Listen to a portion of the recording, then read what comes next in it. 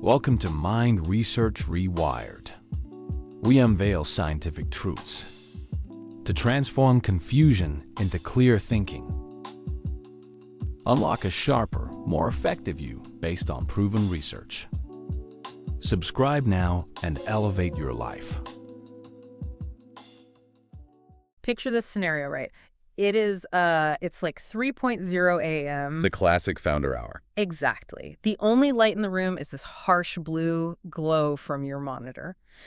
And you are just running on lukewarm coffee, sheer willpower, and, that relentless, gnawing drive that keeps you awake while literally the rest of the world is sleeping. You're building something from nothing. Right. You're building a venture from the ground up. You are managing these massive, complex technical builds. You're navigating high-stakes business strategy, and you're just pouring every single ounce of your cognitive capacity into this project. But here is the critical question that we are really diving into today. Which is whether that drive is actually helping you. Exactly. Is that intense fire in your belly your ultimate superpower?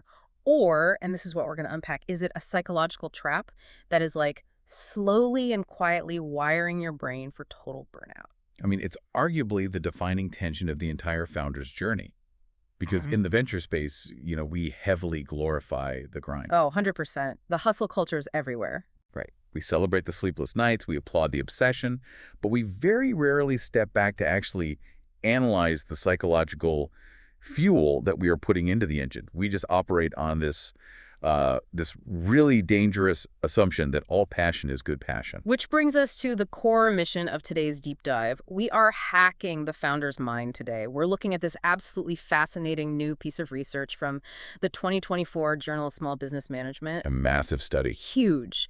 They analyzed hundreds of French engineering and business students who were already heavily embedded in real-world entrepreneurial projects and digital innovation, and their goal was to uncover the actual data-backed paths that wire an entrepreneur's brain for sustainable success versus just, psychological collapse. Yeah, and the mission here is to figure out exactly how your environment, your formal education, and your own internal self-belief combine to create your specific operating system. Yes. And what makes this methodology so compelling to me is that it just completely rejects the standard narrative. It doesn't treat passion as this singular, universally positive trait. Right, because it's not. The researchers utilize what's called the dualistic model of passion. The dualistic model, okay. Yeah, which basically splits this massive monolithic concept of passion into two entirely different psychological beasts. Okay, so before we really start hacking the mindset here, we have to define the target. Because at a baseline, the literature defines entrepreneurial passion as these consciously accessible, really intense, positive feelings you experience when you're engaging in activities tied to an identity that is meaningful to you. Basically, you don't just want a startup. The startup is an extension of who you are. Right, it's your identity. But you mentioned the dualistic model splits this. So the first type is harmonious passion. And the research describes this as being autonomous, deeply integrated into your identity without any internal or external pressure. Like you engage in the work for the pure joy of the activity itself. That is exactly correct. With harmonious passion, you are totally in control of the drive. The drive doesn't control you. Okay, so then the counterpart must be fundamentally rooted in a lack of control, right? Oh. Because if harmonious is autonomous, the second type has to be reactive. Like you're doing it because you're just absolutely terrified of what happens if you stop. You're spot on. The literature calls it obsessive passion, and it is driven by immense pressure. Like internal pressure or external? Well, both, really. That pressure can be intrapersonal, so coming from your own really rigid expectations of yourself, or it can be interpersonal, stemming from a need for social acceptance, maybe a scheme from investors, or just a really profound fear of failure. Wow. Okay. Yeah, it feels compulsive. You no longer control the passion. The passion totally controls you. Okay, I have to play devil's advocate here. I really have to challenge this framing right out of the gate. Because I know how ambitious builders think, right? If we look at this through a purely competitive lens, doesn't a startup effectively require a bit of obsession? I hear that a lot. Right, because Andy Grove famously said, only the paranoid survive. If I am a founder and I'm not obsessively thinking about my product architecture, my competitors, my runway, aren't I just going to lose to the founder who is obsessing over those things? Obsession feels less like a trap and more like a prerequisite for market dominance. It's an incredibly common perspective, and like you said, it's heavily reinforced by hustle culture. But the data from this study actively pushes back on that exact assumption by looking at the mechanics of decision-making. How so? Well, the core issue with obsessive passion is how it fundamentally limits your autonomy and skyrockets your fear of failure. When you operate out of obsession, your strategic thinking actually narrows. Oh, interesting. So you get tunnel vision. Exactly. You become incredibly reactive. Yeah. You are so terrified of losing status or failing publicly that you start clinging to specific, sometimes failing activities or product lines compulsively. You lose your flexibility. Ah, I see. So it's like a combustion engine running without oil. That's a great way to put it. Right. Because it produces this massive amount of heat and RPMs in the short term, you feel like you're going super fast. But the internal friction eventually just destroys the engine block. That captures the mechanics perfectly. Harmonious passion is the oil. It's what allows you to persist in the absolute chaos of building a venture without losing cognitive flexibility. Because you aren't operating out of panic. Right. You are intense, you're deeply engaged, but because the drive is rooted in autonomy rather than fear, you can pivot when the market demands it. You aren't blinded by the fear of losing your identity. Harmonious passion gives you sustainable output. Obsessive passion just gives you friction. Wow, that completely reframes how we should view our own drive as founders. So if I'm listening to this right now, I'm realizing I don't just want raw passion, I need to systematically cultivate harmonious passion. Yes. But the traditional advice we always hear is just this generic cocktail, right? It's like, believe in yourself, go to a good school, get a good network, and you'll be fine. I'm guessing the study suggests it is vastly more complex than that. Significantly more complex. So to map this out, the researchers applied something called person-environment fit theory. Okay, what is that? At its core, this theory argues that human beings only perform optimally when their personal psychological traits align seamlessly with the external environment they're operating in. Meaning you literally cannot analyze a founder in a vacuum. You have to analyze how they are colliding with the world around them. Precisely. And to measure that collision among these engineering and business students, the researchers tracked 4 specific variables. First is educational support. So that's like formal university training, knowing your business models, having access to tech tools, stuff like that. Exactly. Second is structural support. These are the macro environmental factors, like, is there a favorable economy? Are you close to venture incubators? What's the government policy like? Got it. Third is relational support. That's the practical and emotional backing of your close social network, your friends, your family. And finally, the internal trait, which they call entrepreneurial self-efficacy, or ESE. Let's define entrepreneurial self-efficacy really quickly for clarity, because based on the research, this isn't just generic self-confidence, right? No, not at all. It's this specific, raw belief in your own ability to execute actions, solve complex technical problems, and overcome the inevitable, crazy difficulties of launching a venture. Yes, it is your internal conviction regarding execution specifically. Yeah. Now, the methodology here is what really elevates this study. They didn't just measure these 4 variables in isolation. They used a highly sophisticated analytical approach called FSQCA. Which stands for Fuzzy Set Qualitative Comparative Analysis. All right. Okay, we definitely need to translate that for those of us who aren't career data scientists. Why is a fuzzy set analysis better than just a standard traditional study? Well, traditional research relies really heavily on net effects. They ask these linear questions like, does adding more education systematically equal more passion? And they often measure these variables in binary terms. It's like you either have support or you don't. Exactly. You either have relational support, which is a 1, or you don't, which is a 0. But the real world is incredibly nuanced. Like, my family might support my venture 20%, but my co-founder supports it 100%. A binary 1 or 0 completely flattens the reality of being a founder. Exactly. And that's where fuzzy set logic comes in. It allows researchers to measure the degree of membership a participant has in any given condition. So you could have like 80% educational support, but only a 15% degree of structural support. Exactly right. So the researchers track these students through rigorous surveys and map their precise psychological states against these varying degrees of environmental factors. And by doing this, they weren't just looking for isolated ingredients. They were looking for complex combinations, basically recipes, that resulted in either harmonious or obsessive passion. Which introduces this really fascinating concept from the paper called equifinality. Yes, a crucial concept here. Because if I understand equifinality correctly, it basically means there is no single mandatory path to success. Like multiple entirely different combinations of these four variables can lead a founder to the exact same psychological state. That is the core takeaway of equifinality. It proves that giving founders one-size-fits-all advice is just fundamentally flawed. It doesn't work. No, a recipe that creates sustainable passion for an isolated solo founder might create toxic obsession for a highly funded team sitting in a massive incubator. It is a highly, highly tailored ecosystem. That is so important to grasp. Okay, let's actually dig into the data, the actual recipes they uncovered for Harmonious Passion. Because when they mapped out all these variables, there was one specific ingredient that consistently emerged as the MVP, like the foundational layer. You're talking about entrepreneurial self-efficacy, ESE. Yes. The FSQCA actually revealed 3 distinct, highly effective pathways that led to Harmonious Passion. And ESE was the only variable that was present across all 3 of them. This is wild. The finding that stood out most to me in the data was path 3B. Because if we look closely at this specific combination, the researchers found that high ESE alone, Just on its own, yeah. literally alone, even in the complete absence of educational support, relational support, and structural support, it was still enough to trigger Harmonious Passion. The data is totally definitive on that point. I really want to pause and just make sure we process the magnitude of that for a second. Yeah. You are telling me a founder could have zero support from their family.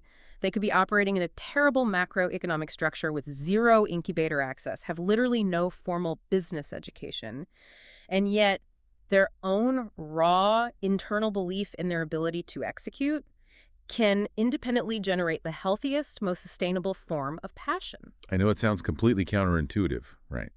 But it makes sense when you look at the mechanics of motivation. Okay, unpack that for me. ESE operates as this really profound, self-referent source of psychological fuel. Think about the nature of ESE. It is inherently future-focused. Right, it's not looking backward. Exactly. It does not look backward to validate your worth based on a previous successful exit or past failure. It looks strictly forward at your ability to navigate the very next obstacle in front of you. So it's basically an operating system. If you have that base OS installed, you can function even if you are missing all the external applications like a degree or a supportive network. The OS just says, I am capable of decoding the puzzle in front of me today. That's a brilliant way to phrase it. And because that operating system is running, founders with high ESE process the total chaos of a startup entirely differently than average people do. How so? Well, where an average person encounters a massive supply chain failure, right, they perceive a threat. And that threat triggers panic, fear, and obsessive passion. But a founder with high ESE perceives a complex puzzle. Oh, wow. So they view the difficulty as a mechanism for psychological reward. Yes, their belief in their own capability Yeah. insulates their autonomy. It protects them from needing that external validation. That truly is the ultimate competitive advantage because it physically rewires how your brain perceives chaos. But okay, we need to flip the script now because the research also uncovered this massive trap on the complete other end of the spectrum. Education trap. Yes. What happens if you do have all the formal education? Let's say you went to a top-tier business school. You have mastered the digital frameworks. You understand unit economics perfectly. You would obviously assume that knowledge makes building the venture easier, right? You would certainly assume so. But the data reveals an incredibly dangerous paradox here. The researchers discovered that when high educational support is present, but it's without corresponding structural or relational support, it reliably generates obsessive passion. Okay, I am going to push back on this with everything I have because it feels counter-rational.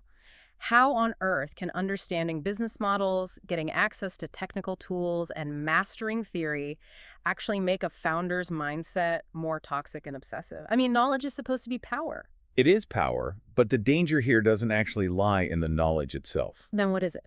It lies in the cognitive dissonance created by the environment you are forced to apply that knowledge in. Look at the variables in that specific recipe. You possess high educational support. Theoretically, exactly how a venture should scale. You have the strategic vision, Right. but you have low structural support. Okay. So it's like having the manual to build a Ferrari, but you are locked in an empty garage with no tools, no parts, and no engineers to help you actually build it. That analogy holds up perfectly under the psychological data. When you are highly educated, but operating in a structural vacuum, let's say you're in a geographical region with zero venture capital infrastructure. Right. No funding anywhere. Exactly. It creates immense psychological friction. You repeatedly hit immovable external barriers.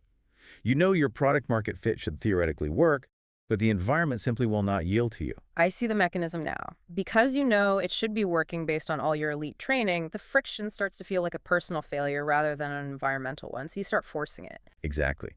This lack of an autonomy-supportive environment breeds intense interpersonal pressure.